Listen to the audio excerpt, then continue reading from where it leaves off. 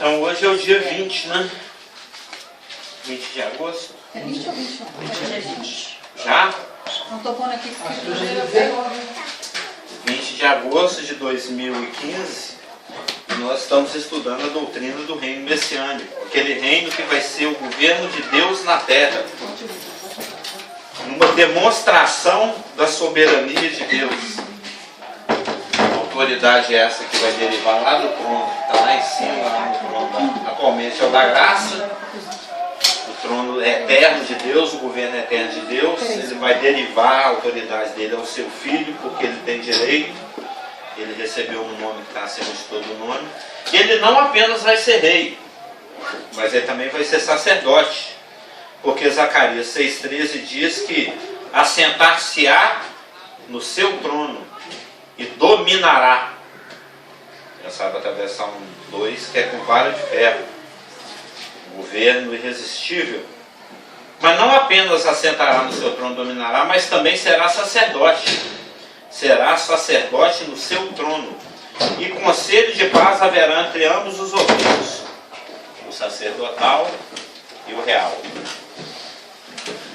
E tendo em vista que ele vai ser sacerdote, o sacerdote ele oficia, é a palavra que fala, né? Ele rala, né? No templo. Oficia de ofício? Ele trabalha no templo. E quando a gente varre, percorre, prescruta, escrutina, né, as escrituras, a gente observa que existem 10 tipos de templos. Tem o templo celestial. O corpo humano, na realidade, é o plano original de Deus para habitação, né? E esse corpo nosso humano, igual a ele, Jesus Cristo se fez também homem e tabernaculou, habitou um corpo igual ao nosso. Então, tanto o corpo do nascido de novo como o corpo de Jesus Cristo são templos, são santuários. Existe também um terceiro tipo de templo ou santuário, que é aquele que está lá no céu, do qual o mosaico, que é o número 4, é uma cópia. Porque Deus falou com Moisés: faz segundo o modelo que eu te mostrei. Está lá em Números 8,4, está lá em Êxodo 26,30. Então, o de Moisés foi o primeiro templo típico, né? É um templo que se espelha no modelo que foi apresentado, e ele tipifica o Senhor Jesus Cristo, que é o verdadeiro templo, que haveria de encarnar. Isso 1500 anos antes de Cristo. Então, tivemos o tabernáculo mosaico, que peregrinou o deserto, depois se assentou em Siló, que foi substituído pelo templo salomônico, aquele que Salomão fez, que foi destruído por Nabucodonosor e reconstruído sob o comando de Zorobabel, Neemias e Esdras, aquele depois do exílio, que foi o templo no qual Jesus Cristo foi apresentado para ser circuncidado, foi o templo com o qual Jesus Cristo conviveu todo o seu ministério, foi o templo onde os apóstolos também ministraram a princípio, e que foi destruído no ano 70 pelo imperador romano Tito, né, pelo general romano Tito, a mando de Domiciano, que depois veio a se tornar também um imperador. E o judeu está aí até hoje sem templo. Ele está aí até hoje sem templo. Já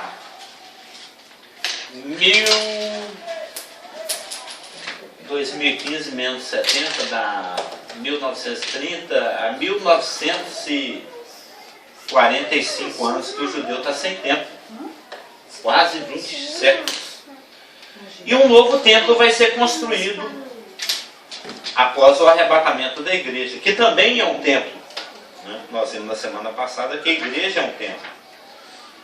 A palavra fala que ela tem fundamentos, que é Cristo, que ela tem colunas, que são os apóstolos, que ela é composta de tijolinhos vivos, que somos nós, pedras vivas, que a gente usufrui, a gente bebe essa vida de Cristo, e que nós somos uma grande casa, a morada de Deus no Espírito. Efésios 2,20 fala. edificado sobre o fundamento dos apóstolos e dos profetas, de que Jesus Cristo é a pedra principal de esquina, no qual todo o edifício, bem ajustado, cresce para templo santo no Senhor, no qual também vós juntamente sois edificados para a morada de Deus em Espírito. A igreja, ela é uma morada de Deus, tanto como ele habita tanto no crente individualmente, como no grupo de crentes que, independente do tempo, do espaço, no tempo, no espaço, irão te adorar, né? Independente da situação geográfica. Pois se morreram lá, no dia seguinte ao dia de Pentecostes, há 19 séculos, 15 séculos, um século atrás, que está morrendo agora, o que vai nascer de novo e morrer daqui 1 ano, 2 anos, 10 anos, forma esse edifício, essa morada de Deus no Espírito. Mas falando dos templos terrenos, tem o templo, na realidade é o tabernáculo, a tenda de Moisés, que foi substituído pelo Salomão, que foi substituído pelo Zorobabel, que foi embelezado por Herodes, que foi destruído pelo general romano, e o judeu está aí sem templo. Mas existem algumas poucas passagens nas Escrituras, 1, 2, 3, 4, 5 passagens,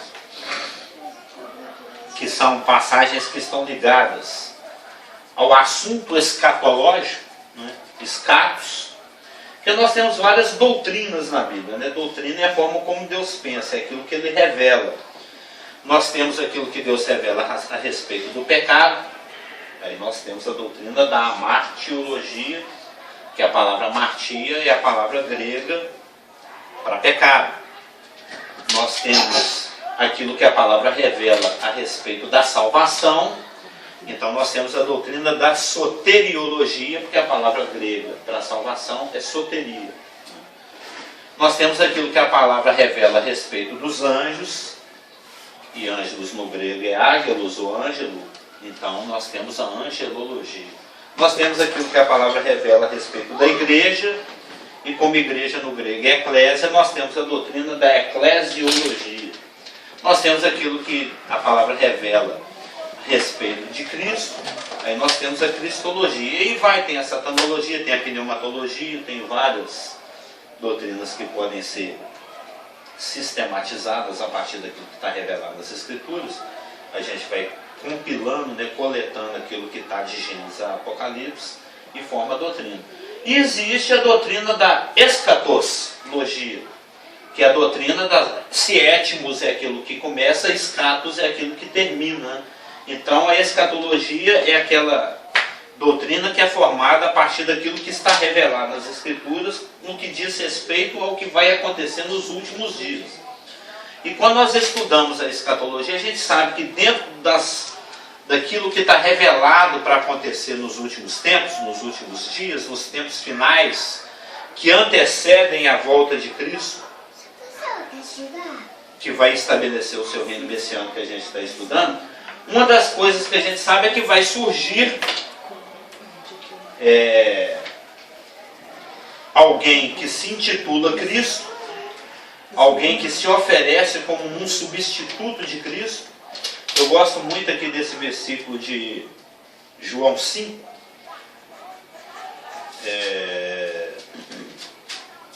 João 5,43. Naqueles vários debates que Cristo tinha com a sua geração, em especial com a liderança judaica, né? Com a liderança religiosa da nação de Israel, com aqueles que, como ele diz em Mateus 23, não entrava e nem deixava ninguém entrar, ficava empatando samba, né? Eles detinham o conhecimento da Torá, o conhecimento da revelação, eles não ministravam, mas também não acreditavam, então eles não deixavam, nem se salvavam e nem deixavam que os outros fossem salvos. E dentro desses vários debates que Cristo teve com esses líderes, ele fala em João 5,43, eu vim em nome de meu Pai, e não me recebeis. Isso bate com aquilo que João já havia dito lá no capítulo 1, que diz, João 1,11, veio para o que era seu e os seus não o receberam. Está falando da nação judaica, dos judeus. Os seus não o receberam. Eu vim em nome do meu Pai e não me recebeis. Se outro vier em seu próprio nome, certamente o recebereis. Então, esse outro aqui indica que uma outra pessoa vai se apresentar à nação da mesma forma como ele se apresentou e propor à nação as mesmas coisas que ele propôs, as mesmas ofertas.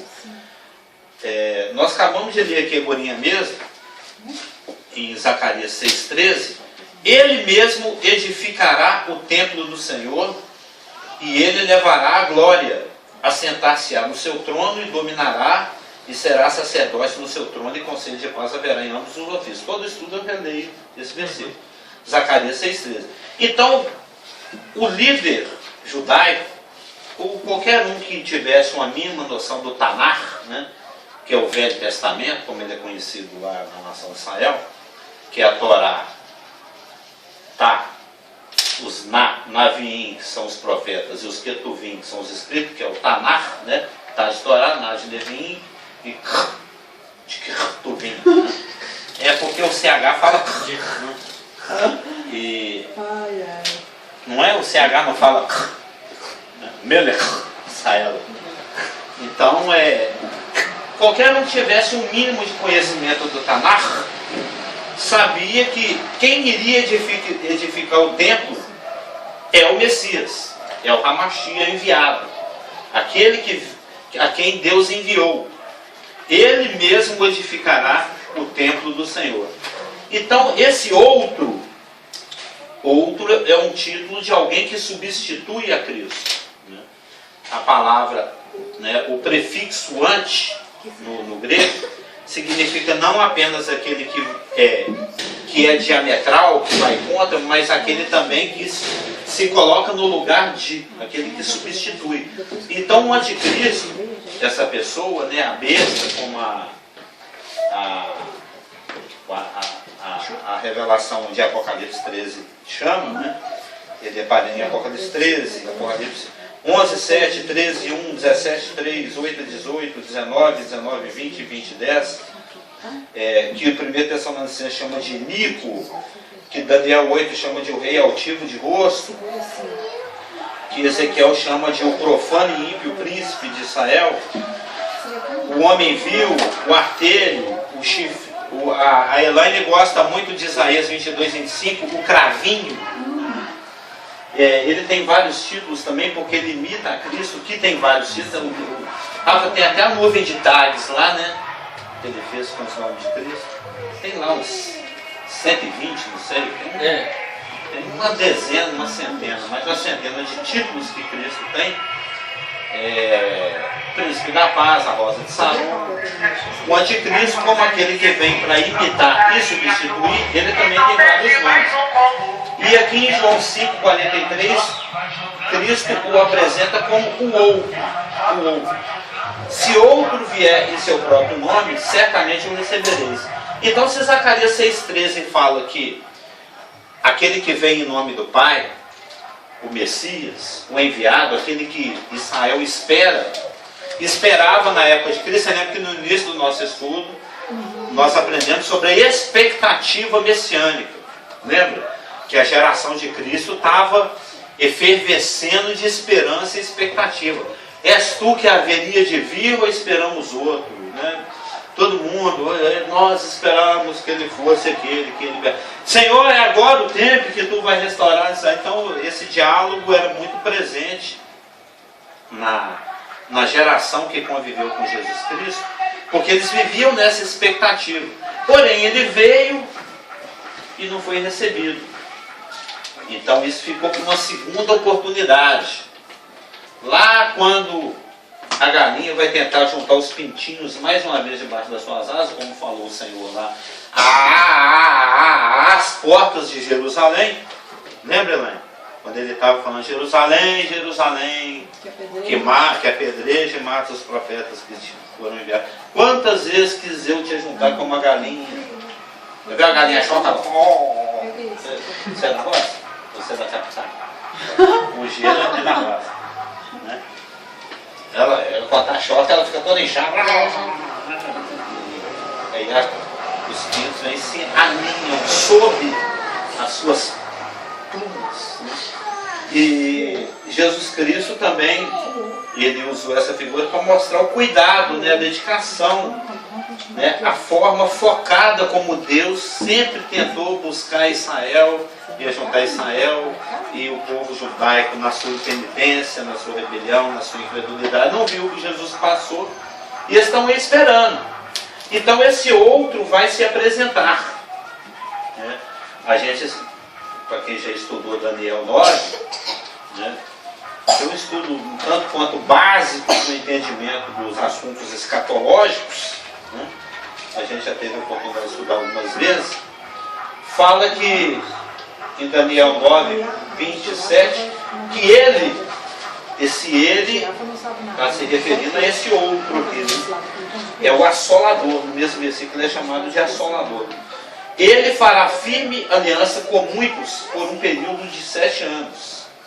E na metade desse período de 7 anos, ele fará cessar o sacrifício e a oferta de manjares, e sobre a asa das abominações virá aquele que provoca assolação.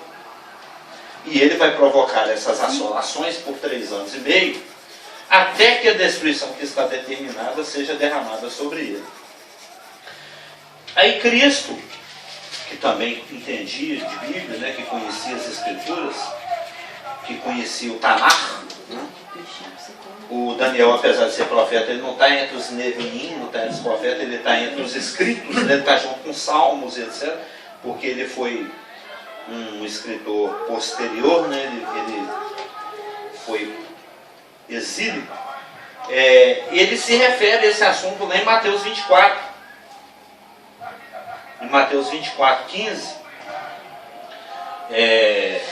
porque ele faz uma aliança com muitos da nação de Israel por um período de 7 anos.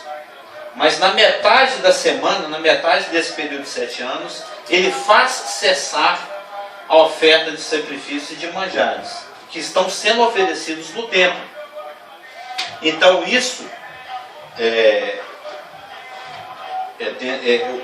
através de passagens como Mateus 24, Daniel 9, Daniel 11, 2 Tessalonicenses 2 e Apocalipse 11, que a gente chega ao entendimento de que se a oferta de manjares e os sacrifícios vão serem impedidos de continuarem sendo oferecidos, é porque eles vinham sendo oferecidos. E para eles estarem sendo oferecidos... Qual época que vai ser impedido ou já foi? Você está falando da época não, nós estamos falando do período escatológico, lá na tribulação. Né? Através de passagens como Mateus 24, Daniel 9, não é o milênio e nem é o antigo. Não, é o período após o arrebatamento da igreja e antes da volta de Cristo para estabelecer o milênio. Quando o sacrifício vai ser tirado. Exatamente. Tá. Se ele firma uma aliança, um pacto com muitos de Israel por um período de 7 anos, é porque ele vai ter aceitação, ele vai ser recepcionado. É aquilo que Jesus Cristo falou em João 5,43. Outro vem em seu próprio nome e é recebido. Certamente o recebereis. Jesus Cristo falou. E para que ele seja aceito nessa proposta, né, porque Jesus Cristo, para quem já estudou Mateus, sabe que Jesus Cristo apresentou muitas credenciais para que ele fosse reconhecido como Messias. Ele tinha a genealogia, ele foi antecedido por um precursor, da forma como a palavra profética previa. Ele operou sinais que o credenciavam como Messias. No próprio batismo, houve uma voz do céu o credenciando: este é meu filho amado. A a quem me compraram. Testemunho esse que foi repetido no Monte Tabor, lá na Transfiguração, quando ele estava recebendo o testemunho da lei, Moisés estava presente, e dos profetas. Então ali existia, no batismo houve um triplo testemunho. O testemunho de João Batista, o precursor, eis o Cordeiro de Deus, o testemunho do Pai falando, esse é meu Filho amado, uma voz do céu, e o testemunho da outra pessoa da Trindade, que é o Espírito Santo, que veio sobre ele na forma de uma pomba. No Monte Tabor, novamente, um triplo testemunho da lei, Moisés, dos profetas, Elias, que estavam conversando com ele, e uma voz do céu novamente falando, esse é meu Filho amado em quem me comprazo, a ele ouvi. E isso com o testemunho de 3 aqui na terra, que era João, Pedro e Tiago. Então, eu vim em meu nome, em nome do Pai, e não me recebeis. Ou seja, ele veio confirmado, credenciado, testificado com RG, CPF, carteira do CAL, do CREA, com todos os documentos necessários. E não foi recebido. O outro simplesmente vai se apresentar e afirmar ser, e vai ser recebido. E vai ser recebido. E o judeu de qualquer época, sabedor que, acho que até cegado por essa compulsão, esse desejo de ter logo o templo reedificado, porque eles estão há 1945 anos sem templo. O judeu, a situação de pecado do judeu de hoje é não resolvida. Por quê? Se ele não recebeu o Cordeiro de Deus que tira o pecado do mundo, que é Jesus Cristo, para o perdão dos seus pecados, ele depende que um sacerdote arônico interceda a favor dele dentro dos Santos dos Santos, num templo que não existe. Então essa inquietação, essa está me faltando a palavra, essa vontade louca, assim, essa ansiedade de ter logo um templo edificado, onde se possa oferecer sacrifícios para que o seu pecado seja solucionado, que é lá que Deus ensinou que se soluciona a questão do pecado, pela oferta de sangue de animais dentro dos Santos dos Santos, pelos sumos sacerdotes, penso eu que vai até meio que não ser tão criterioso com relação às credenciais. Porque ele vai se apresentar em seu próprio nome e eles vão receber, porque muito provavelmente um dos artigos, né, do pacto que vai ser firmado entre esse outro, que Daniel 9:27 chama de ele, e a nação judaica, os muitos da nação judaica, lá dos tempos finais. Uma das cláusulas desse contrato, dessa aliança, dessa berite, né, que fala Daniel 9:27, muito provavelmente vai ser a edificação do templo. O que é consistente com o que a palavra revela em Zacarias 6:13 e em outros lugares com relação às atribuições do Messias, que é edificar o templo. E é essa, provavelmente, é que eles estão mais ansiosos, usando uma palavra rafídica, né? Mais ansiosos para que se concretize. O Carlos, você acha que nessa ansiedade deles toda lá, para poder, né, fazer tudo, esse templo vai ser construído antes ou depois deles já decidirem que já vão começar o sacrifício? Você acha que vai acontecer tudo junto? Eles já vão construir aqui, espera aí, entendeu o que eu estou perguntando? Sim. Se a ansiedade deles é tão grande que quando eles perceberem que surgiu esse Messias, que para eles é o...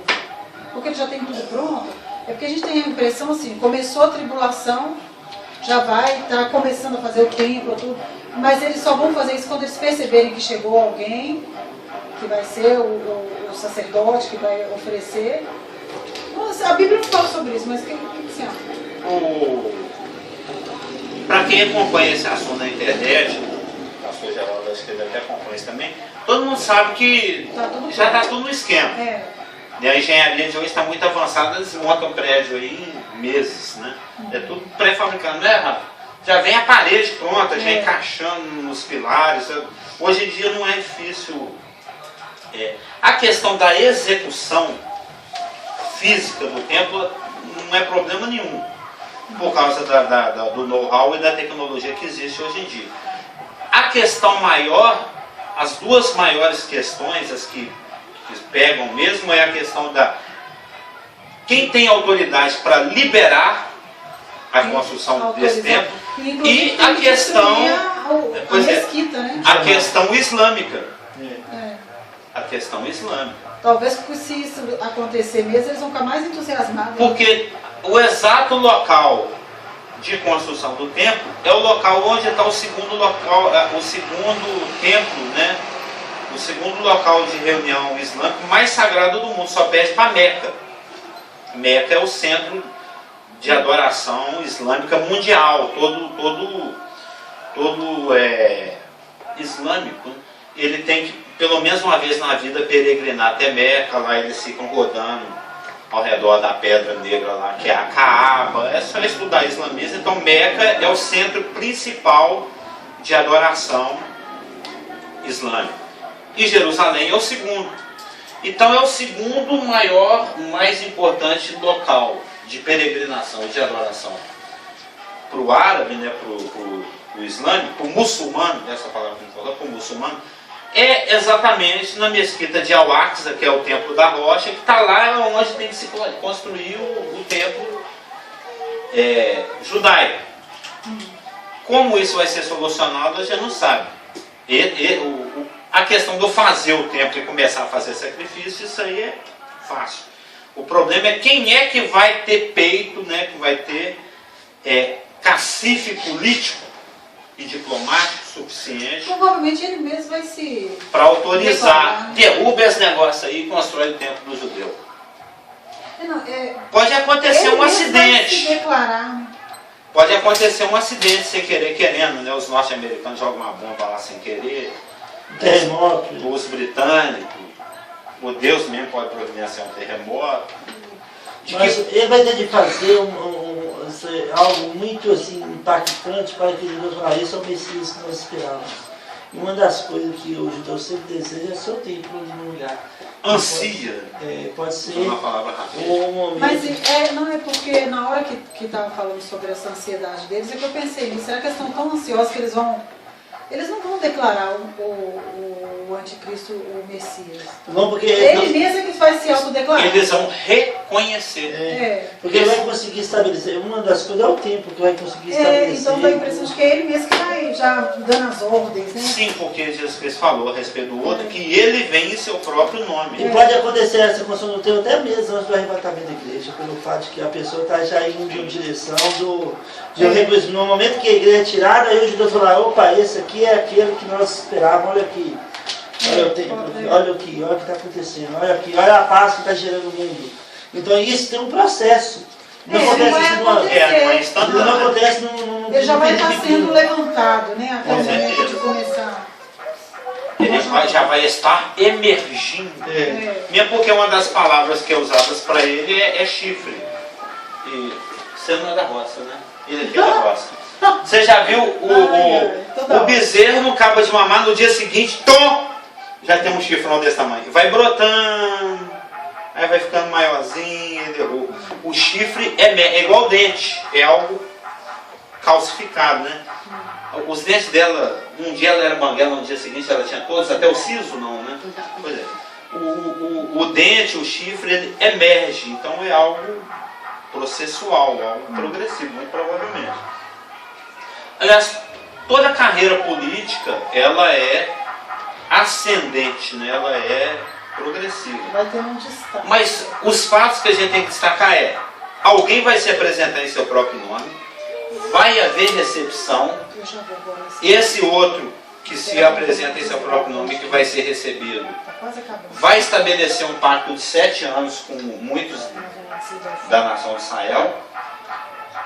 Ele vai reconstruir o templo, o sistema de sacrifícios vai ser restabelecido. Com relação a quem é que oferece o sacrifício, não existe problema. todo mundo que conhece os assuntos judaicos sabe que os levitas eles são marcados com o sobrenome Cohen, né? Que significa consagrado. Então qualquer um com o sobrenome Cohen está habilitado para ser um sacerdote desse templo que vai ser reconstruído. E durante 3 anos e meio, todos vão viver felizes quase para sempre. Durante 3 anos e meio vai ter sacrifício da manhã, sacrifício da tarde, vai ter Páscoa, vai ter Yom Kippur, vai ter o sacrifício anual, os judeus vão ficar muito alegres, vai ser televisionado. Porque quando tem a Égira, que é a celebração anual muçulmana, é televisionado. Você nunca viu? É no mês de setembro. A gente vê na televisão. Estão lá celebrando o Ramadã. Muito provavelmente no noticiário, CNN, Globo News, Band News, né? Aqui a notícia não para, né? Vai falar, hoje é dia do Yom Kippur, os judeus estão lá celebrando a sua novidade. E o judeu no mundo inteiro não está sendo perseguido ainda, estão nos primeiros 3 anos e meio de paz, televisionando. O sumo sacerdote nesse momento está balangando o seu incensário, a sua bacia de sangue já está nas mãos, atenção, close, close, ele adentra nesse momento o Kadosh Kadoshem. As campainhas ainda estão balangando, tudo indica que vai ser aceito. Vamos aguardar se vai sair uma fumaça branca ou uma fumaça escura. Abrimos, Papa! Opa! Foi aceito o perdão! Fogos vão explodir em Tel Aviv, em Jerusalém. Aleluia! Foi aceito, o povo judeu foi perdoado mais uma vez esse ano. Estamos aqui em 2033, assim como em 2032 foi aceito. E isso se repete em 2000, e aí vai, né? Depois vem os comentaristas, você viu que fumaça bonita que subiu daquele incensário? Porque se tem essa palhaçada para Ramadã, tem pro Papa lá, não tem? Você vai ter elegendo o Papa, o sino, botar reunião. Vai ter também durante 3 anos e meio, vai ter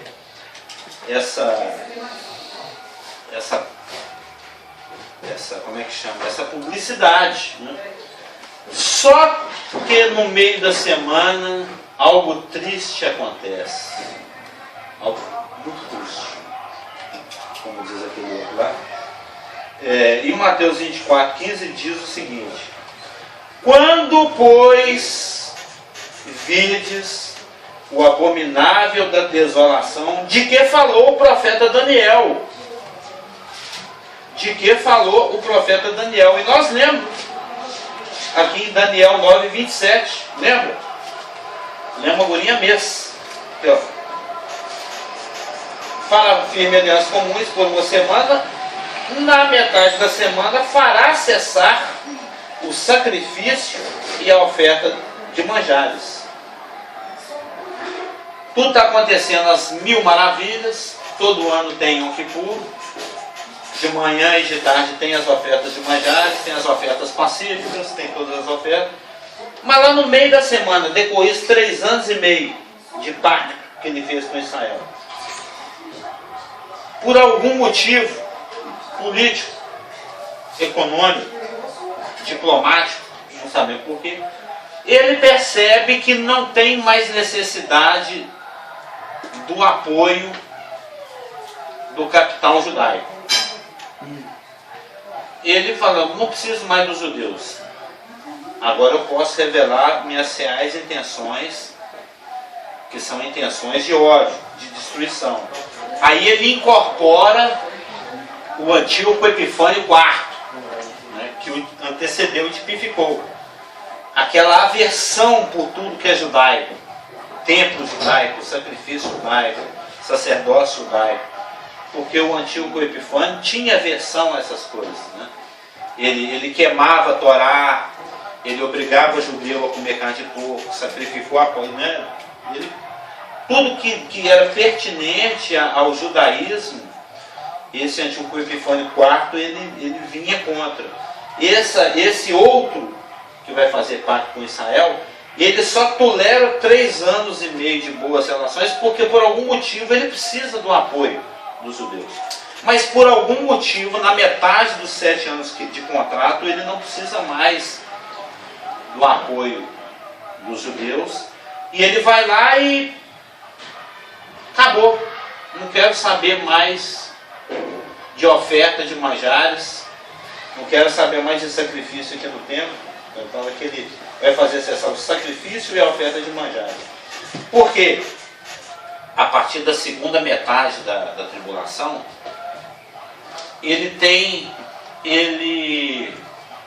como é que fala? O propósito dele, desde o princípio, sempre foi de autopromoção. E para se autopromover, a situação política, vamos chamar assim, na primeira metade da tribulação, não permite que ele se autoafirme de forma universal, como o único Deus e Senhor do universo. Ele ainda tolera o judaísmo, ele ainda tolera a igreja cristã ecumênica mundial, que Apocalipse 17, 18 chama de a mulher, né, embriagada com o sangue dos santos, que inclusive o monta, né, ela vem montada sobre a besta, ou seja, existe uma aliança entre eles, mas na metade da tribulação, por algum motivo, ele não precisa mais do apoio das religiões, nem do judaísmo e nem do cristianismo apóstata ecumênico mundial, que vai reunir católicos, protestantes, batistas, todas as religiões cristãs, né? Só a casca do cristianismo, que a alma já foi, né? O espírito cristão já subiu com a igreja verdadeira. A gente sabe através de Daniel 11, aquele versículo, toma mais café. Em Daniel 11, 37 é dito que ele não terá respeito aos deuses de seus pais, e nem ao desejo de mulheres, e nem a qualquer deus, porque sobre tudo se engrandecerá. Mas em lugar dos deuses honrará o Deus das fortalezas. Quando você vai no hebraico aqui, o que quer dizer é que ele vai honrar aquilo que o pode tornar forte. E aquilo que o pode tornar forte é o poder bélico. Ele vai investir em armas. Ele vai investir em poder militar, em dominação, em violência. Ou me aceita ou eu mato. Ou se submete a mim ou eu mato. Simplesmente. E ele vai infligir pressão diplomática, intolerância religiosa. Ele vai autorizar que os 10 reis que o servem, né, a coligação europeia, que eles destruam o sistema cristão mundial apóstata ecumênico, a gente sabe disso. Eles vão tornar a mulher devastada e vão espoliá-la, né, vão tomar tudo que é dela. E as religiões têm muito capital acumulado e investido. Catolicismo, presbiteriano, as igrejas protestantes lá da América do Norte são riquíssimas, né? O catolicismo europeu também é riquíssimo. Então, eles vão pegar tudo isso aí, vai gerar uma intolerância religiosa contra toda e qualquer religião. Ele, acima de todos os deuses, vai se engrandecer. Nós acabamos de ler em Daniel 11, 43. E ele vai afirmar literalmente que é Deus. Ele vai afirmar literalmente que é Deus. Isso vai causar um colapso e um rompimento nas relações dele com esse outro. Por quê? Ele não precisa mais do patrocínio do judeu e de ninguém. Ele já tem poder suficiente para se autossustentar. Ele não precisa mais da associação com o cristianismo e nem do patrocínio do judaísmo. Ele já tem poder bélico suficiente para tentar avançar sozinho. Ele já está começando a alcançar reconhecimento. E ao mesmo tempo que o judaísmo, falando agora particularmente do judaísmo, já não lhe interessa mais, com essa afirmação de divindade, ele vai causar nos judeus o mesmo impacto negativo que Jesus Cristo causou. Porque quando você lê lá em João 5,18,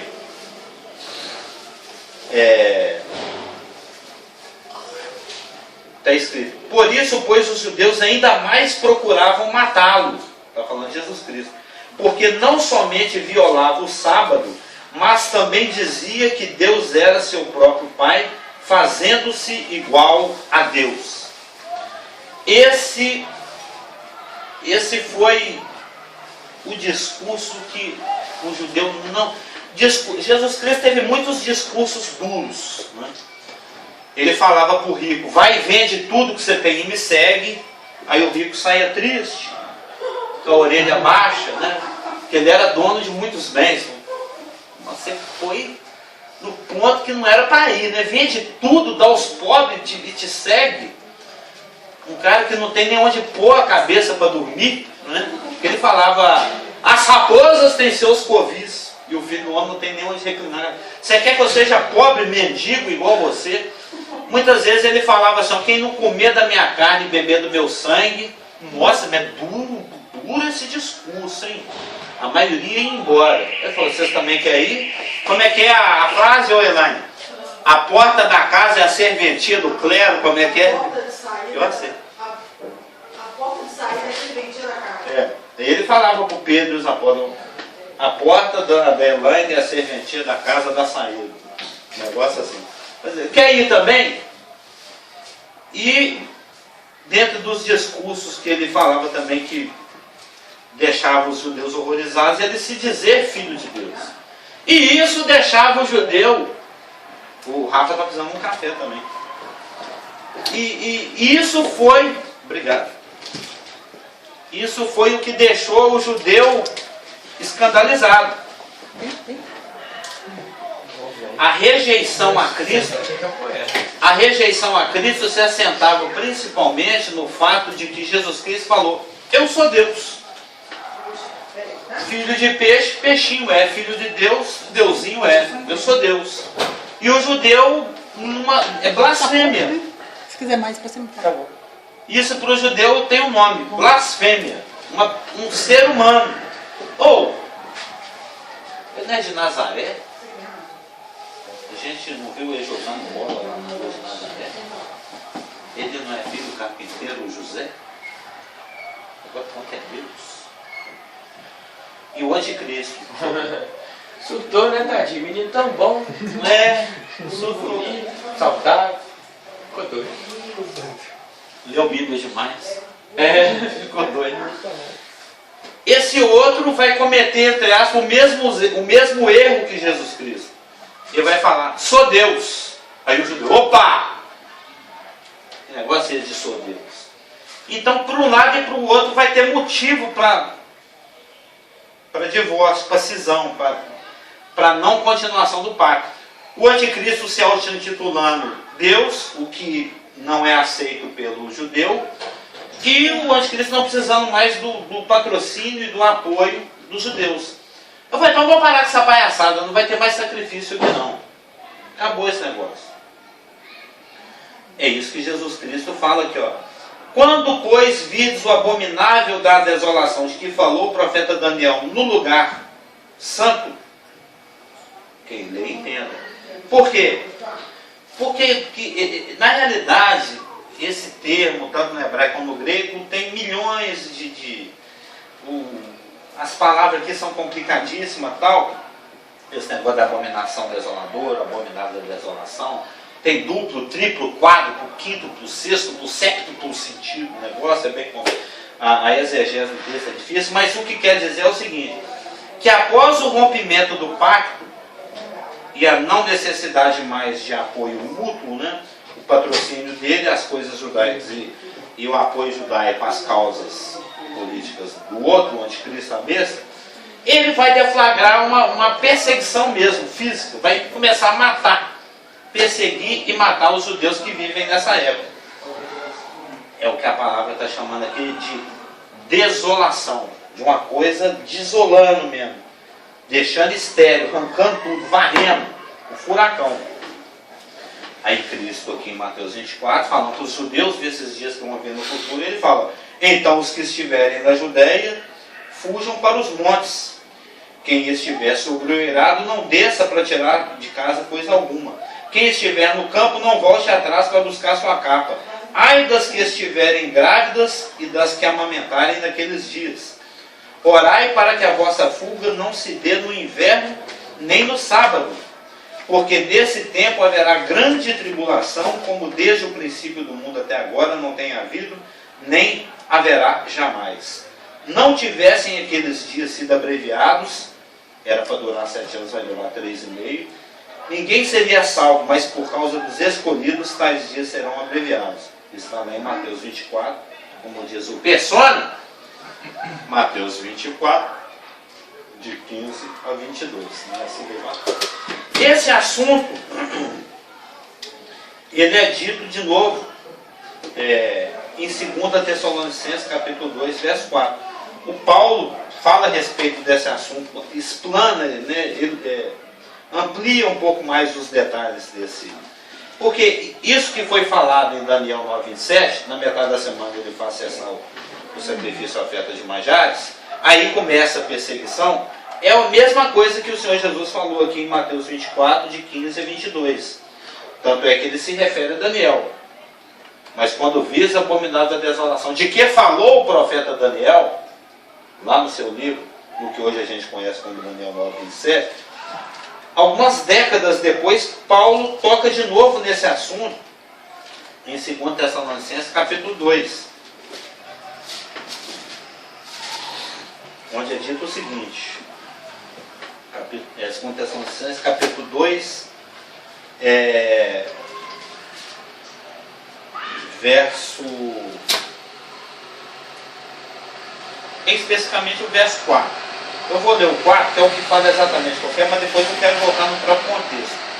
O qual se opõe, está falando do outro, o anticristo, a besta, o qual se opõe e se levanta contra tudo que se chama Deus ou é objeto de culto. Ele não vai tolerar religião nenhuma, principalmente a judaica, a ponto de assentar-se no santuário de Deus, ostentando-se como se fosse o próprio Deus.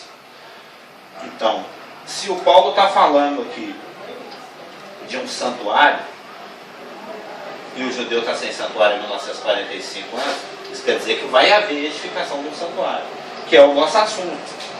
Os templos santuários que aparecem na Bíblia, um deles é o templo tribulacional, que é esse que nós estamos falando sobre ele. Mas qual que é o contexto dessa passagem, dentro dessa carta de Paulo?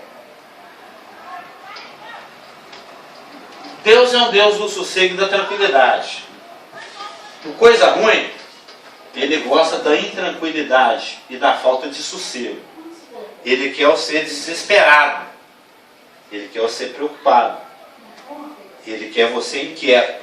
Ele quer que você desespere com a situação e faça algo por você mesmo. Nunca confiar em Deus, nunca esperar em Deus. Isso é o suficiente. Isso é o que ele prega. Então Paulo ele ia pregando nas mais diversas cidades do Império Romano e estabelecendo igrejas. E vinha a turma, que a palavra chama de os filhos de Belial, a turma do coisa ruim, vinha atrás e ficava desfazendo o que Paulo tinha feito, desconstruindo o que Paulo tinha construído. O destruidor não destrói mais do que o construtor consegue construir, né? E então Paulo vinha, plantava, estabelecia igreja, dava doutrina, dava os ensinos, vinham os falsos mestres e pregavam o contrário. Paulo falava, pela graça sois salvos, mediante a fé, isso não vem de vós, é o dom de Deus. Aí vinha os falsos mestres, falavam, não, você tem que circuncidar, você tem que guardar o sábado, você tem que cumprir a lei mosaica, os judeus. Você falava, olha, para Cristo, não faz diferença nenhuma se você está vivo ou se você já morreu, você é nascido de novo, todos vão se encontrar com Ele na sua vida. Aí uma turma do falso ensino está falando, ih, morreu, dançou, morreu, não vai mais participar, vocês tinham que estar vivo até Jesus voltar. Morreu, dançou na ressurreição, perdeu o arrebatamento, não vai mais participar do reino de Cristo. E os que ficaram, né, os parentes daqueles que já tinham morrido, ficavam preocupados.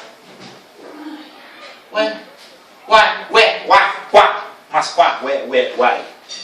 Então, o Rafa, um crente tão bonzinho, seguidor da palavra, estudioso, nascido de novo, morreu ontem, dançou no arrebatamento. Já tinha outros que Paulo ensinava a respeito da ressurreição. Aí vinha a turma do contra-ataque falando, não existe negócio de ressurreição não, senhor. Ninguém nunca ressuscitou. E ao terceiro dia ninguém ressuscitou. Não existe isso, isso é conversa. Mas Jesus não, aquele era o Espírito.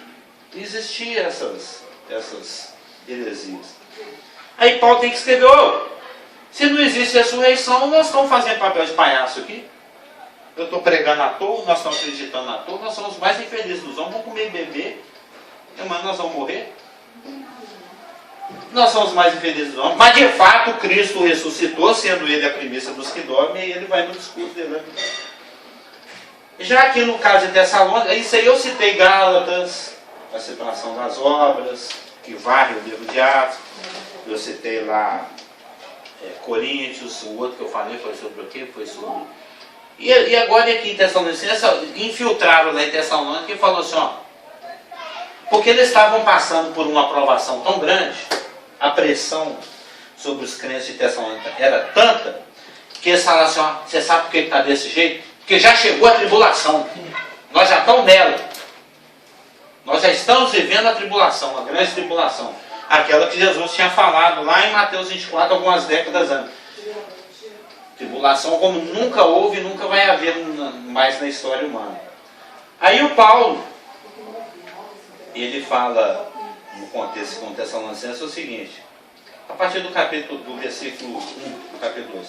Irmãos, no que diz respeito à vinda de nosso Senhor Jesus Cristo e a nossa reunião com Ele, está falando do arrebatamento, nós vos exortamos aqui não vos demovais da vossa mente com facilidade. Vocês estão entregando os pontos muito fácil. É isso que ele está falando. Não vos demovais da vossa mente com facilidade, nem vos perturbeis, quer por espírito, quer por palavra, quer por cartinha escrita, como se procedesse de nós. Que ainda tinha uns caras que ainda escreviam uma carta. Você perdeu a salvação. Assinado Paulo, o apóstolo. Entregava lá. Se colar, colou. E sempre tem quem acredita. Você entra no Facebook, tem crente que acredita em disco voador. Você sabe? Disco voador. Ou tem bobo para tudo. Que isso é tudo quanto é doutrina. Boba, sempre vai ter alguém para acreditar. Assinou lá Paulo. Vocês estão na tribulação, dançou. O arrebatamento já aconteceu. Como se procedesse de nós, supondo tenha chegado o dia do Senhor. O dia do Senhor começa na segunda metade da tribulação e vai até quando os céus e a terra passam para o estabelecimento do trono branco. O dia do Senhor dura no mínimo 1003 anos e meio, no mínimo. Começa na metade da tribulação, varre a segunda metade da tribulação, varre aqueles 75 dias de transição entre o final da tribulação e o início do milênio, varre o milênio e varre os eventos finais lá do milênio. Esse que é o dia do Senhor. É só estudar em todos os profetas. Né? Ninguém de modo nenhum vos engane, porque isto, a vinda do dia do Senhor, a chegada do dia do Senhor, não acontecerá sem que. Aí ele vai colocar ordem nas coisas. Vocês estão aí assustados, apavorados, perturbados, que é a palavra que está aqui, nem vos perturbeis, como se o dia do Senhor já tivesse chegado, mas de modo nenhum isso, a vinda, a chegada do dia do Senhor, não acontecerá sem que duas coisas. Primeiro vem o afastamento e segundo, seja revelado o homem da iniquidade, o filho da perdição. Então, duas coisas antecedem a chegada da tribulação. No início do período de 7 anos, o afastamento, que a gente sabe que é o arrebatamento da igreja. Na metade da tribulação, a revelação do homem da iniquidade, do filho da perdição. Aí começa o dia do Senhor. O dia do Senhor é a pancada. O dia do Senhor é aqueles dias como nunca aconteceu na história. Ele não acontece sem que primeiro tenha o afastamento da igreja no início da tribulação, antecedendo a tribulação, e a revelação do homem da iniquidade e filho da perdição no meio da tribulação, estabelecendo a abominação desoladora, a grande perseguição, o qual o homem da iniquidade e filho da perdição se opõe e se levanta contra tudo que se chama Deus ou objeto de culto, a ponto de assentar-se no santuário de Deus, ostentando-se como se fosse o próprio Deus. Passa mais algumas décadas, o apóstolo João, trazendo a última revelação de Deus, concretizando a revelação de Deus para a humanidade, ele toca mais ou menos no assunto novamente. Não de uma forma explícita, mas de uma forma que traz subsídios para a gente completar a doutrina. Em Apocalipse 11, no versículo 1 e 2, o anjo entrega, nós falamos disso aqui há uns 2 anos atrás, aquela vara de medir, você lembra? O Isaac até gostou, acho que ele é que lembra a palavra. Oi, Elaine, qual que é o nome da vara de medir que o anjo deu para o João?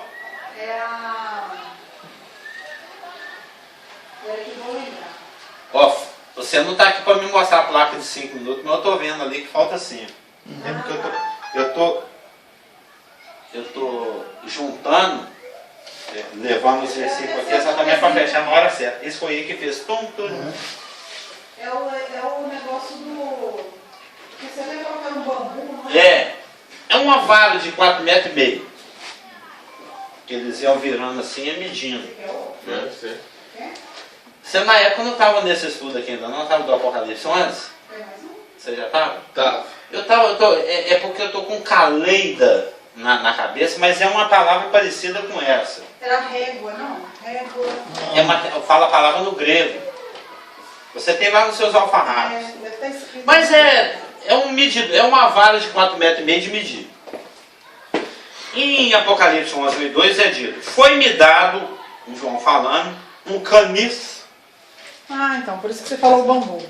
Um caniço. Na época até explicando que caniço é esse, cara, tirar lá do Rio Nilo, blá blá blá. Um caniço semelhante a uma vara, e também me foi dito: dispõe-te e mede o santuário de Deus.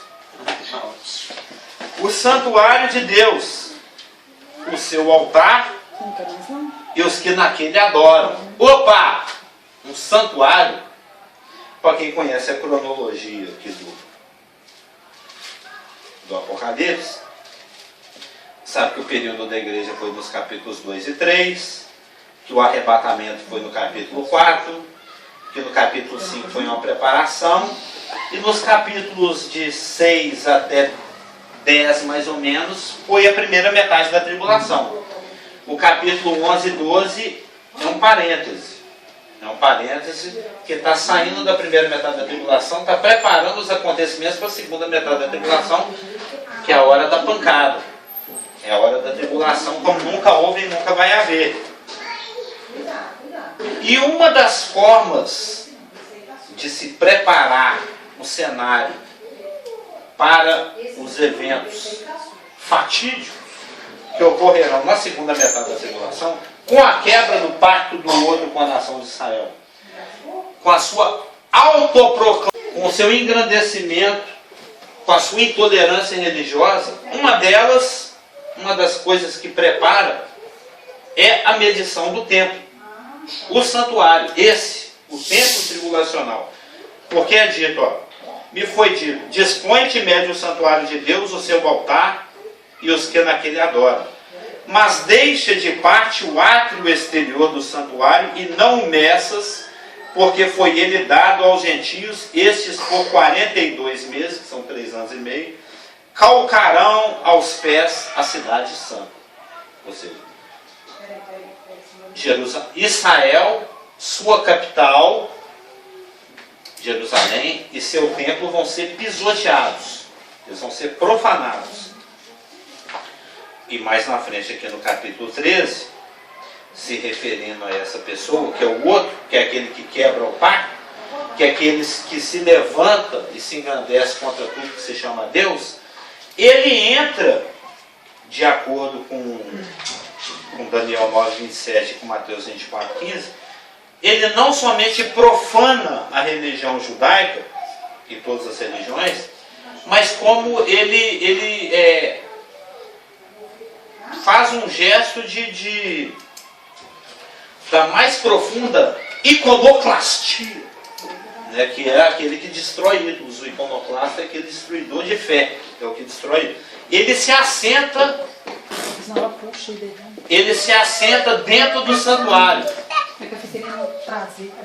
Isso é dito aqui, de que forma que esse assentamento no santuário, porque teve um protótipo do anticristo, né, que foi o Antigo Epifânio IV, que ele colocou uma estátua de Júpiter dentro do Santos dos Santos, do templo de Zorobabel, que mais tarde seria upgradeado, remodelado pelo Herodes, e que seria destruído no ano 70, que foi o último que eles tiveram, estão aí até hoje sem. Que é aquilo que a gente encontra em Apocalipse 13,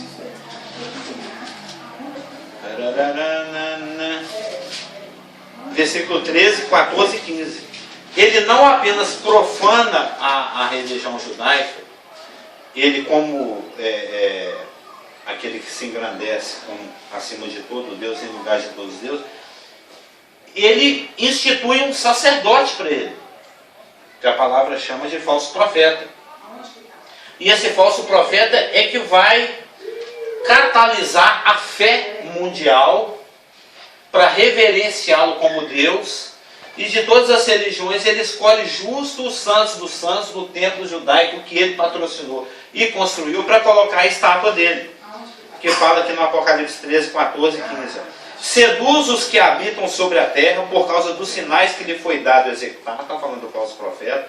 Diante da besta, dizendo aos que habitam sobre a terra que façam uma imagem à besta, aquela que, ferida a espada, sobreviveu.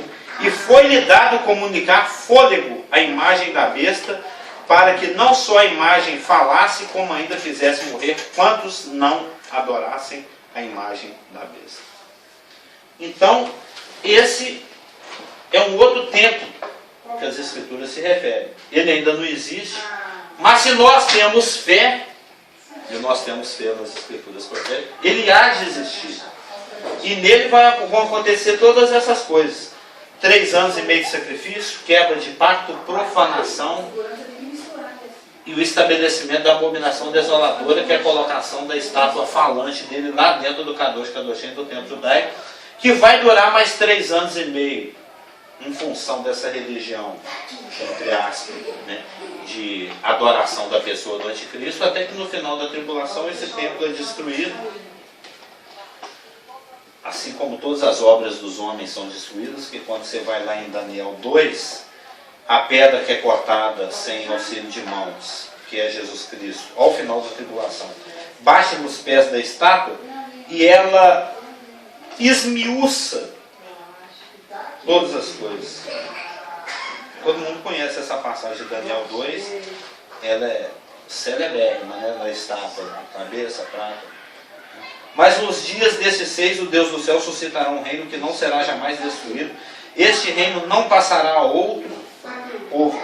Esmiuçará e consumirá todos esses reinos, mas ele mesmo subsistirá para sempre. Aí isso abre espaço para nós estudarmos o próximo templo, que é o templo milenário. Aquele de Zacarias 6,13. Ele mesmo edificará o templo do Senhor, aonde ele vai oficiar como rei e como sacerdote. Amém? Daniel está atrasado. Pelo jeito ele não chegará.